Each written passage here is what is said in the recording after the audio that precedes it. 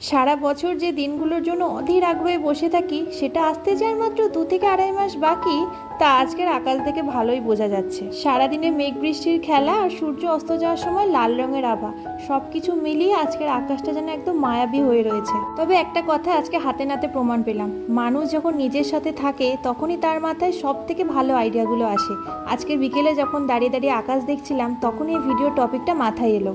পুজো আসার আগে 2 থেকে 3 মাস হয় আমাদের কাছে সব থেকে গুরুত্বপূর্ণ সময়। সেই সময় আমরা কেউ জিমে ভর্তি হই, কেউ বা স্কিন কেয়ার হেয়ার কেয়ার নিয়ে পড়ে থাকি, যাতে আমাদের পুজোর সময় সব থেকে বেশি সুন্দর লাগে। পুজোর পর সেটা কন্টিনিউ হবে কি হবে না সেটা ভগবানের উপর ছেড়ে দিই, তবে পুজোর আগে যেটুকু সময় থাকে নিজের জান প্রাণ লাগিয়ে দিই সেটুকু সময় কাজে লাগানোর জন্য। তাই ভাবলাম সেই রকমই সিম্পল কিছু টিপস শেয়ার করা যাক। তোমরা তো অনেকেই ভাবছো এ আবার আমাদের কোন কেয়ারে লাগবে, এটা তো কোনো সেলফ কেয়ারের পার্ট নয়। তবে সবসময় মনে রাখতে হবে কোনো কিছু কেয়ার শুরু করার আগে সেটা ভেতর থেকে শুরু করা দরকার। কারণ আমাদের ভেতরের পরিস্থিতি যত ভালো থাকবে, যত শান্ত থাকবে, যত পরিষ্কার পরিচ্ছন্ন থাকবে, বাইরেটাও ঠিক সেই রকমই থাকবে। আমরা ছোটবেলায় প্রত্যেকে মায়েদের কাছে কোনো না কোনো সময় বকা খেয়েছি ঘরদোর অগোছালো করে রাখার জন্য। আমি তো ভীষণ পরিমাণে খেতাম। তবে এখন বড় হওয়ার সাথে সাথে বুঝতে পারছি মা কেন বকা দিত। কারণ মা তখন এটাই বোঝাতে চাইতো যে চারিপাশটা যত পরিষ্কার পরিচ্ছন্ন রাখবি ততটাই ভালো থাকবি। তাই তোমরাও যতটা পারবে নিজের চারিপাশটা একটু পরিপাটি রাখার চেষ্টা করো। হাইড্রেশন যে আমাদের বডির জন্য কতটা দরকার সেটা নিয়ে আলাদা করে জ্ঞান দিয়ে আর বোর করছি না। তবে দিনে 3 থেকে 4 লিটার জল অবশ্যই খেও। শুধু জল যদি খেতে না চাও এরকম ডিটক্স ড্রিঙ্ক বানিয়ে খেতে পারো। হাফ জার জল নিয়েছি, তাতে 2 চামচ চিয়া সিড, হাফ শশা কুচি আর 2 টুকরো লেবু কুচি, ভালো করে এটাকে মিশিয়ে নিতে হবে। চাইলে তোমরা আগের দিন রাত্রে এটা ফ্রিজে বানিয়ে স্টোর করেও রেখে দিতে পারো পরের দিনের ইউজের জন্য।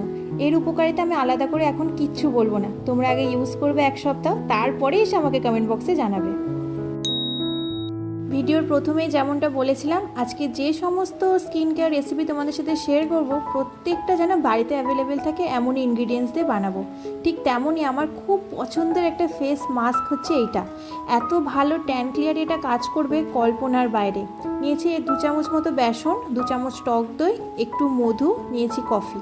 ব্যাস, সব কটা ভালো করে সুন্দর করে মিক্স করে নিতে হবে। এরপরে এটা পুরো মুখে লাগিয়ে নিতে হবে। এটা একটা ব্রাশ দিয়ে লাগালে দেখতে ভালো লাগতো, কিন্তু ওই যে ল্যাথখোর মানুষ হলে যা হয় আর কি, ওঠার ভয় আর ব্রাশও আনিনি। আর সেই জন্য ভাবলাম আঙুল দিয়ে নাহলে চামচ দিয়ে লাগিয়ে ফেলি। এটাকে 15 মিনিট মতো রেখেছি। এটাকে খুব শুকনো করতে দিও না, কারণ তখন তোলার সময় একটু প্রবলেম হবে। তাই যখন হালকা হালকা ভেজা থাকবে একটা স্পঞ্জ দিয়ে তুলে ফেলো। এটাও যে কতটা এফেক্টিভ আমি বলবো না, তোমরা একবার ইউজ করে আমাকে কমেন্ট বক্সে এসে জানিও। সারা বছর যেটাকে আমরা সব থেকে বেশি ইগনোর করি সেটা হচ্ছে আমাদের ট্যান। হাতে পায়ে পিঠে যে পরিমাণ ট্যান আমাদের সারা বছর পরে, সেটার মাসুল গুনতে হয় ঠিক পুজোর সময়, যখন সুন্দর সুন্দর কোনো স্লিভলেস জামা পরি আর মুখের সাথে গায়ের কালার যখন ম্যাচ হয় না, সব থেকে এম্বারেস বোধহয় আমরাই ফিল করি। আজকে খুব সহজ তোমাদের সাথে একটা বডি স্ক্রাব শেয়ার করব, যেটা খুব ভালো ট্যান ক্লিয়ার করবে। এর জন্য একটা পাত্রের মধ্যে 2 চামচ চিনি, 2 চামচ কফি, সামান্য একটু মধু আর বডি ওয়াশ ভালো করে মিশিয়ে নেব। আর ট্যানিং যেহেতু আমাদের ছেলে মেয়ে সবারই একটা মেজর প্রবলেম, সপ্তাহে 2 থেকে 3 দিন পুরো বডিতে ভালো করে স্ক্রাব করতে হবে। তবে এটুকু কথা দিচ্ছি, প্রথম ইউজের পরই এটা খুব ভালো একটা রেজাল্ট তোমরা পাবে। এইবার আসছি আমাদের বডির সব থেকে অবহেলিত পার্টের যত্ন নিয়ে। যেটার যত্ন লাগে এটা ভাবতে গেলে যেন আমাদের অবাক লাগে। গরমকালে তো বাদই দাও, শীতকালে এক আধবার ক্রিম জোটে কিনা তাও সন্দেহ। তবে এটা করতে অনেকে আমরা পার্লারে যাই। তবে আজকের ভিডিও যেহেতু আমি বলেছি সমস্তটা আমি বাড়িতেই দেখাবো, তাই খুব সহজে আজকে আমি একটা পেডিকিওর তোমাদের সাথে শেয়ার করব। আর এই যে পায়ের যত্ন নিয়ে আমি এত জ্ঞান দিচ্ছি, মাসে আমি একবার করি কিনা তার সন্দেহ আছে। কিন্তু ওই যে বললাম, পুজোর আগে মাথার চুল থেকে পায়ের নখ পর্যন্ত আমাদের যত্ন নিতে হবে। উষ্ণ একটু গরম জলের মধ্যে 2 টুকরো লেবুর রস, সামান্য একটু লবণ আর বডি ওয়াশ দিয়ে পাটাকে চুবিয়ে রাখতে হবে 10 থেকে 15 মিনিট। তারপরে এরকম পা ঘষানে যে স্টোনগুলো পাওয়া যায়, ওই বাজারে 10-15 টাকা মতো নেয়, সেটা দিয়ে ভালো করে পাটাকে ঘষে ডেড সেলগুলো তুলে ফেলতে হবে। কিছুক্ষণ আগে যে তোমাদের সাথে বডি স্ক্রাবটা শেয়ার করেছি সেটাও পারলে একটু লাগিয়ে নিও। প্রতি সপ্তাহে একবার করে করলে ভালো হয়, তবে হাতে খুব একটা সময় না থাকলে মাসে 2বার করা যেতে পারে। কারণ কথাতেই তো আছে, নেই মামার চেয়ে কানা মামাই ভালো। সোশ্যাল মিডিয়ার যুগে আমরা প্রত্যেকে মোটামুটি ফেশিয়াল হেয়ার রিমুভাল ব্যাপারটা নিয়ে কমফোর্টেবল। এটা কিভাবে করতে হয় এবং এটা কতটা দরকারি আমাদের জন্য সেটা আমরা প্রত্যেকেই জানি। কিন্তু আমি যখন এটা করা শুরু করেছিলাম তখন এটা নিয়ে এত বেশি মিসকনসেপশন ছিল, আমি নিজেই খুব ভয়ে ভয়ে থাকতাম। আমি আমার কলেজ লাইফ থেকে প্রথম ফেশিয়াল হেয়ার রিমুভ করি, আর তারপর থেকে ইউজ করতে করতে এইটুকুও বুঝেছি যে কোনো প্রসেস যদি ঠিকঠাকভাবে ফলো করা যায় কোনো সমস্যাই হয় না। যেমন ধরো ফেশিয়াল হেয়ার রিমুভ করার আগে ভালো করে মুখটাকে ক্লিন করে নেওয়া, ফেশিয়াল হেয়ার রিমুভ করার আগে ভালো করে মুখে একটু ময়শ্চারাইজার বা অ্যালোভেরা জেল একটু মেখে নেওয়া, আর ভালো কোয়ালিটির একটা রেজার ইউজ করা। মোটামুটি এই সমস্তগুলো ফলো করলে খুব ইজিলি কিন্তু আমাদের ফেশিয়াল হেয়ার আমরা রিমুভ করতে পারি। তবে এটা নিয়ে যে সমস্ত মিসকনসেপশন, যেমন এই হেয়ার রিমুভালের পর নাকি হেয়ারের গ্রোথ আরও বেশি হয়, সেটা আরও ঠিক হয়, স্কিনে নাকি আরও পিম্পল অ্যাকনের সমস্যা দেখা যায়, কিন্তু আমার ক্ষেত্রে এই সমস্ত কিছু তো হয়নি, বরং আমার তো স্কিন আগের থেকে অনেক বেশি ফ্রেশ মনে হয়। তাই তোমরা যারা ফেশিয়াল হেয়ার রিমুভ করতে চাইছো, এই সমস্ত ভুল ধারণাগুলোকে পাশে রেখে ভালো কোয়ালিটির রেজার, ক্লিনজার আর ময়শ্চারাইজার ইউজ করে আরামসে কিন্তু ফেশিয়াল হেয়ার রিমুভ করতে পারো। এই প্রসেসটার পর স্কিনটা যেহেতু একটু বেশি সেন্সিটিভ থাকে, সেই জন্য আমি 2 থেকে 3 ঘন্টা কোনো রকম ক্রিম বা ময়শ্চারাইজার কোনো কিছু ইউজ করি না। এটা অবশ্য যার যার স্কিন টাইপ সেই অনুযায়ী বললাম। তবে একটা জিনিস একটু খেয়াল রেখো, যে রেজারটা তোমরা ইউজ করছো সেটা ইউজের পর একটু ভালো করে ধুয়ে পরিষ্কার করে শুকিয়ে রেখো পরের ইউজের জন্য, তাহলে আর কোনো রকম ইনফেকশন হওয়ার ভয় থাকবে না। যারা আমার চ্যানেলে ভিডিওগুলো দেখো তারা সবাই জানো আমি শর্টসে হোক বা লংয়ে কোনো না কোনো সময় সিটিএমের ওপর, মানে ক্লিনিং টোনিং ময়শ্চারাইজিং, যেটা অ্যাকচুয়ালি একটা বেসিক স্কিন কেয়ার যেটা সারা বছরই আমাদের ইউজ করতে হয়, সেটার উপর কতটা জোর দিয়ে থাকি। কারণ এই একটা প্রসেস যেটা যদি সারা বছর আমরা 5টা মিনিট হলেও সকাল বা রাত্রে ফলো করতে পারি, তাহলে কিন্তু এক্সট্রা করে কোনো কেয়ারের দরকার হয় না, কারণ এতেই আমাদের 60% কাজ হয়ে যায়। স্কিন হোক বা চুল, যে কোনো জিনিসকে নিয়ে আমি খুব একটা বেশি এক্সপেরিমেন্ট করি না, কারণ আমার মনে হয় বেশি প্রোডাক্ট যদি স্কিনে লাগাই স্কিনকে খুব বেশি জ্বালাতন করা হয়। সেই জন্য যে সমস্ত প্রোডাক্ট আমার স্কিনে স্যুট করে, আমার বাজেটে কুলিয়ে যায়, সেই সমস্ত প্রোডাক্টই আমি ইউজ করি।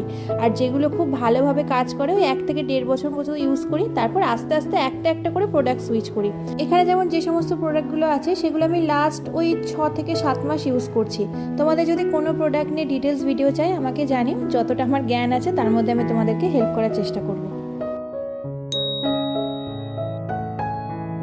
চলো তোমাদের সাথে খুব ভালো একটা হেয়ার গ্রোথ সিরামের রেসিপি শেয়ার করি, যেটা আমি ইউটিউব থেকেই শিখেছি।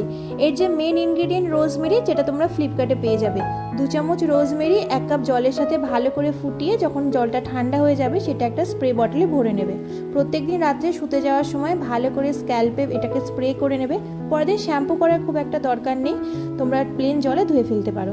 এই রেমেডিটা ইউজ করে আমার খুব ভালো কাজ দিয়েছে। মাথার সামনেটা অনেকটা বেশ ফাঁকা ছিল, দেখছি ছোট্ট ছোট্ট করে হেয়ার গ্রোথ হয়েছে, তাই ভাবলাম তোমাদের সাথে শেয়ার করি, যদি তোমাদের কারোর কাজে লেগে যায়। ওই যে কথায় আছে না, জলে চুন তাজা আর তেলে চুল তাজা, এই প্রসেসটা নিয়ে আলাদা করে আমার কিছু বলার নেই, কারণ আগেকার দিনে যখন এত কিছু ট্রিটমেন্ট ছিল না, শুধুমাত্র একটা জিনিসে চুলের সমস্ত সমস্যা কিন্তু সলভ করে দিত। সেই জন্য বোধহয় ছোটোবেলায় যখন আমি মামা বাড়ি যেতাম, দিদা চুলে তেল দেওয়ার জন্য এত জোর করতো।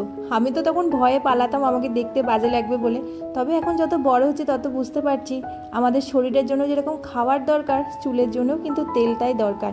সপ্তাহে খুব বেশি দিন না হলেও সপ্তাহে 1 দিন করে আমি তেল দিই, নর্মাল ওই কোকোনাট অয়েল। আর তেল দেওয়ার পর এরকম যে সিলিকনের মাসাজারগুলো হয়, এগুলো দিয়ে ভালো করে একটুখানি স্ক্যাল্পটাকে মাসাজ করে দিলে আরও ভালো কাজ হয়। এটা আমি অ্যামাজন থেকে কিনেছি, ওই 80 টাকা কি 90 টাকা মতো নিয়েছে।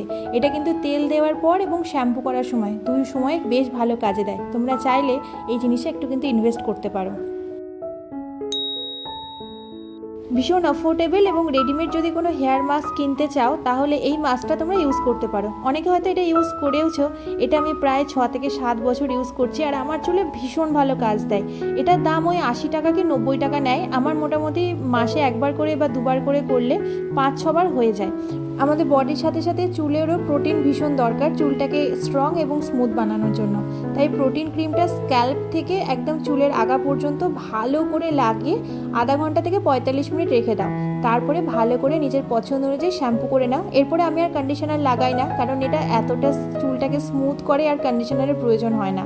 তোমরা একবার চাইলে ইউজ করে দেখতে পারো। আর যারা এটাকে ইউজ করো অবশ্যই আমাকে কমেন্ট বক্সে জানিও। আমি যে সমস্ত চুলের প্রোডাক্ট ইউজ করি তার মধ্যে আমার সব থেকে ফেভারিট হচ্ছে এইটা। আমি বাড়িতে খুব একটা হেয়ার মাস্ক ইউজ করি না, কারণ আমার ওটা খুব সময় সাপেক্ষ মনে হয় আর মেসি মনে হয়। তাই অ্যাফোর্ডেবলের মধ্যে কোনো অপশান চাইলে এটা তোমরা অবশ্যই চুজ করতে পারো। তো চলো আজকে ভিডিওর মাধ্যমে যে সমস্ত টিপসগুলো তোমাদের সাথে শেয়ার করলাম সেটা শুধুমাত্র কিন্তু মেয়েরা নয়, মেয়ে ছেলে উভয়ে কিন্তু নিজেদের ডেলি লাইফে অ্যাপ্লাই করতে পারো। তবে হ্যাঁ, সারা বছর এগুলো অ্যাপ্লাই করলে খুবই ভালো। তবে যেহেতু সারা বছর আমাদের এসবের কথা মনে থাকে না, পুজোর আগে যে হাতে 2 থেকে 2.5 মাস সময় আছে সেটুকু সময় আমরা এটা ব্যবহার করতে পারি একটা ভালো রেজাল্টের জন্য। তো চলো আজকে ভিডিওটা যেখান থেকে শুরু করেছিলাম সেখানেই আজকে ভিডিওটা শেষ করছি। এর মধ্যে কোন টিপসটা তোমাদের সব থেকে বেশি ভালো লাগলো আর কোন কোন টিপস তোমরা অলরেডি ফলো করো সবটাই জানিও কমেন্ট বক্সে। সবাই খুব ভালো থেকো, দেখা হচ্ছে আবার নেক্সট ভিডিওতে। টাটা।